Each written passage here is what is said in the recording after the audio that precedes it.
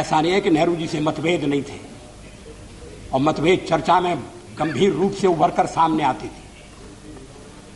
मैंने एक बार पंडित जी से कह दिया था कि आपका एक मिला जुला व्यक्तित्व है और आप में चर्चिल भी है और चैम्बरलेन भी है। कांग्रेस के मित्र शायद भरोसा नहीं करेंगे। साउथ ब्लॉक में नेहरू जी का एक चित्र लगा रहता था। मैं आते जाते देखता था। नेहरू जी के साथ सदन में नोक झोंक भी हुआ करती थी। मैं नया था, पीछे बैठता था। कभी कभी तो बोलने के लिए मुझे वॉकआउट करना पड़ता था।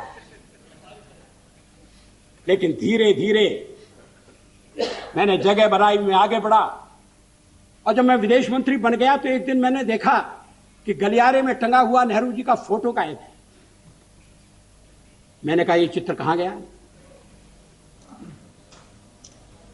कोई उत्तर नहीं दिया। वो चित्र वहां फिर से लगा दिया गया।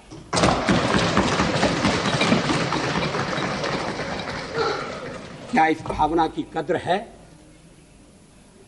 क्या देश में ये भावना पनप है? ऐसा नहीं है कि नेहरू जी से मतभेद नहीं थे, और मतभेद चर्चा में गंभीर रूप से उभर कर सामने आती थी।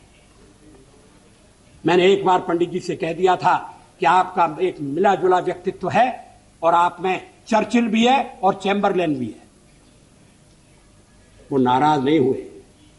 शाम को किसी बैंक्वेट में मुलाकात हो गई और उन्होंने कहा, आज तो बड़ा जोरदार भाषण दिया है, और हंसते हुए चले गए।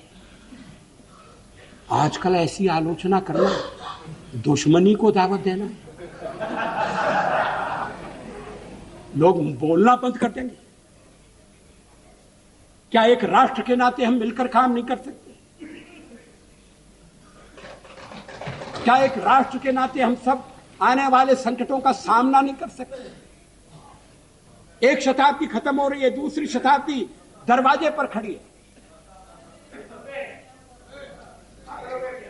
अगर हमें छोड़कर आप कोई नया प्रयोग करना चाहते हैं, मुझे कोई आपत्ति नहीं होगी। लेकिन हम जो प्रयोग कर रहे हैं, उस प्रयोग को आप सफल होने दें, ये मैं आपसे अनुरोध जरूर करना चाहता हूं। जब जेनेवा में मानवाधिकारों के सम्मेलन में कश्मीर के सवाल को हमारे पड़ोसी ने उठाने का फैसला किया, तो फिर उस समय के प्रधानमंत्री श्री नरसिंह राव की नजर मेरे ऊपर गई कि मैं वहां जाकर भारत का प्रतिनिधित्व करूं। हमारे पड़ोसी देश के लोगों को बड़ा आश्चर्य हुआ, वहां के नेताओं को बड़ा ताज्जुब हुआ। किसी नेता ने कहा भी कि भारत का लोकतंत्र विचित्र लोकतंत्र है कि प्रतिपक्ष का नेता अपनी सरकार के पक्ष को रखने के लिए जेनेवा जाता है, और एक हमारा प्रतिपक्ष का नेता है जो देश के भीतर ही ऐसी कठिनाइयां पैदा करता है जिससे अंतर्राष्ट्रीय बाधाएं और उत्पन्न होती हैं। लोगों ने कहा कि नरसिंह राव जी सरल आदमी नहीं है, बड़े चतुर आदमी हैं। ये मत समझिए कि वो केवल देश की एकता का प्रदर्शन करने के लिए भेज रहे हैं। कहीं कहीं उनके मन में यह भी हो सकता है कि अगर जेनेवा में बात नहीं बनी और खिलाफ प्रस्ताव पास हो गया तो दोष में हिस्सा बटाने के लिए वाजपेयी भी बलि का बकरा बनाया जा सकता है। मैंने इस पर विश्वास नहीं किया।